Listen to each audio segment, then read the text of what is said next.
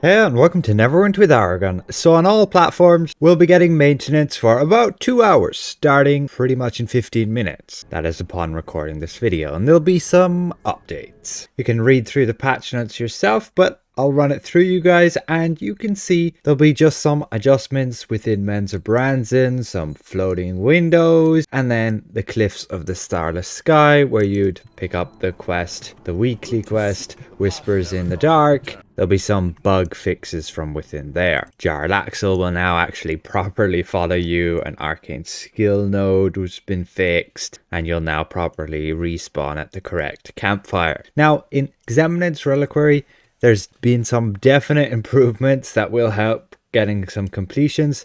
The artifacts during the final phase will now take a few seconds to spawn in rather than them directly spawning as you go into phase 7, and they could kill you if you're towards the outside. So it was a bit of a nasty surprise for some people. Yes, you could just move and coordinate yourself for that, but they decided to give us a little bit of extra time to move and then give them an indicator of when they're going to appear. However, this may very well just have been done for the standard version so that, yeah, newer players aren't getting caught out and killed by that. I know in the first time I ran, I got killed by these because they just spawned right on me. Now, the weapons that were dropping from the trial were indeed unbound. You're able to sell them and trade them between players.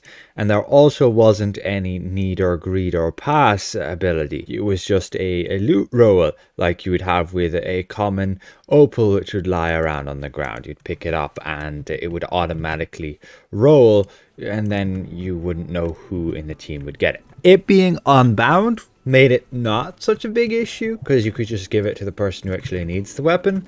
But then, yeah, there is the whole wanting to sell it for a ton of astral diamonds because that was possible. However, that's getting changed, fixed. You should no longer be able to actually sell these weapons, which one side is unfortunate, but on the other side, those weapons are supposed to be only obtainable when you actually beat it yourself. It's supposed to be an achievement reward pretty much as well. They have reduced some visual noise from Gzemnid's Disintegration Ray and Withering Ray. Now, very importantly, Atropul's push and pull effect will now properly be synced with the animation.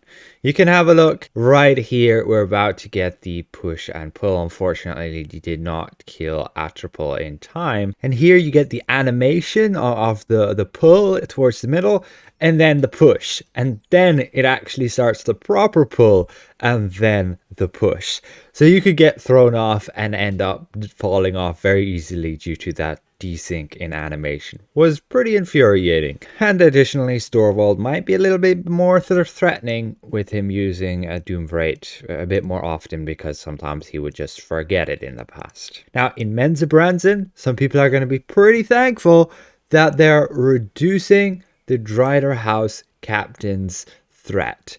Basically, they won't deal as much damage. Some minor reductions to the damage of like the magical barrage and overall, and then some minor health reduction, and especially that hazardous webbing should no longer be like killing you so quickly. It was a bit ridiculous. It should have only been like a damage over time effect that you should be able to survive with like a stone of health while standing within it. And if you have, of course, a healer, they shouldn't have that much of trouble to heal you through it like they did. And there's the dev note on that then as well. They're like, well, we're happy to see that these powerful enemies were a real threat, requiring large groups and some coordination.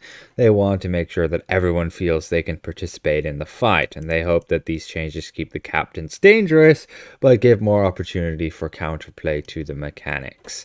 And they'll continue to monitor the balance, and they look forward to feedback on how the captains feel after these changes. So yeah, they're basically getting nerfed. They'll be easier to beat up. Now, the Protector's Jubilee, I'll cover that when the event actually comes around. It's probably still 2 months out. I don't know the exact date, but you'll be able to get a bunch more bounties via the quests than just like one. So you'll get 5 for the daily one and 3 for the repeatable ones. That's pretty neat, I guess. I hope they don't do anything with the merchants that you follow around, because those guys was generally the easiest way to do it. But there's been a few adjustments with combat and powers. You have like this armor piece here, the headpiece for the bard minstrel was not giving the correct amount of performance. It's supposed to give 15% and it was only giving 1.5%. And then we've had a number of additional companion changes, some fixes and balance updates. You can read that throughout here, but their main focus was on healer companions. However, they still want to continue iterating the healer balance, but these updates should shift some of these companions in a better direction. So you can see through there, like your Shield Maiden and the Man-at-Arms being adjusted to single target companions, so I assume they would have had their damage improved. Angel of Protection getting that 3% defense as mentioned before, and she should also heal a little bit better. And then same with the Barbarian Shaman there, and the Blaspheme Assassin getting that fix where there was a bug where she could basically deal additional damage when multiple of these pets were attacking the same target. Basically, they changed it so now that each assassin would only deal bleed damage based on its own stacks of bleed. You will still see on the target, on your enemy, many stacks of bleed if you have multiple different assassins, but the companion will only be affected by their own stacks, making it not great. I personally would have liked to see them make it that they can benefit from each other's bleed, but only up to a maximum of 10 stacks. That would make it a little better, because if multiple people would have it, they could all stack bleed nice and quickly. Basically, if you have 10 companions, they all stack bleed within the first 5 seconds, then they all have the benefit of the maximum bleed stacks and would deal their highest potential damage right from the beginning. Unfortunately, it doesn't seem they want to do that, which is going to make the companion not as great. Cold Iron Warrior also got adjusted. You can check my previous video. He's still not great, but at least he got updated to be a little bit more viable. Crystalline Golem, he was actually really annoying for me to test because he could move around CC immune targets with his like Dazing Fist, so the dummy would end up out of combat advantage, and then yeah, I would have to move all the time. Bunch of other changes there: the Dancing Shield, single target, Displacer Beast, supposed to be a hybrid like multi-target and also single target. The dogs, Skeletal Dog and Darmian Shepherd, they basically got the fix their knockdown, so now it will properly knock down enemies who are not CC immune, and they're going to be all single target. You have the Fawns there, now having like a larger radius on their heal and more frequently, and always appear near the summoner, and they're supposed to be healer companions. Grung as well got some updates there. Lich, Fioras. Unfortunately, the Fioras are getting this fix. I liked that they were able to deal this dot damage when they were outside of combat, because they could initiate combat immediately and you could use them as like an AFK companion. But basically here, Phoenix Heat, it was much weaker than expected. Yes, so it will be getting fixed, and they fixed some bugs with that. It will now deal less damage in single target but more damage to multiple targets, and that Phoenix Heat will deal a meaningful amount of damage, only applied once every 3 seconds, and it will only apply in combat. So you won't be getting that Fiora initiating combat on enemies like immediately. If you had it for AFKing adjacent to a pack of enemies, she's not going to aggro them by dealing damage to them immediately. They're going to have to take time to aggro you, and then once they attack you, then the companion will attack back. But yeah, then like Priestess of Soon will now provide 5% deflect.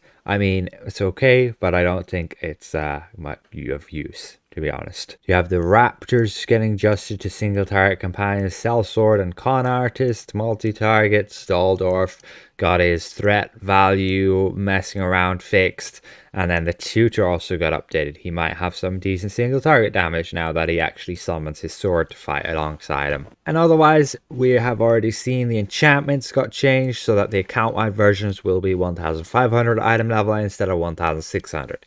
That was a bug, and we stated that in the past. You may have seen an odd notification with the Lothian lockbox when people were dropping the Blaspheme Assassin. It was having like ASDF attached to it, which was a bug, and they fixed that. And finally, you should be able to purchase your spider keys once again when you get to the second milestone of the Northdark Reaches campaign. That would definitely have been very infuriating to some. It's been like 2 months now where people would not have been able to purchase their spider key. Bit of a joke because you needed that for Temple of the Spider, and yeah, Temple of the Spider drops some of the best rings right now, so people would have been farming that, and not being able to get the second chest would make your grind basically twice as long. Some user interface adjustments. The day and night cycle within Barovia and Avernus will display correctly under the minimap. Mounts with 4 insignia slots will no longer show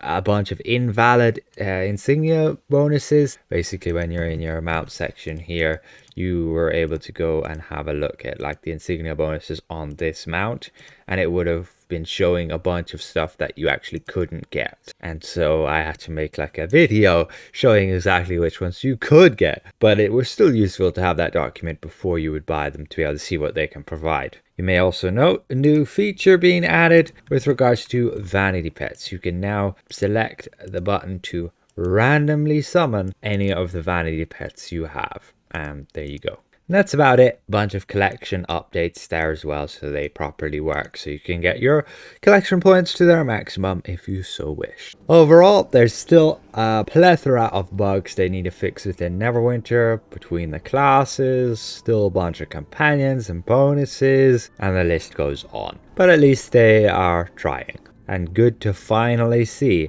a fix to the spider key.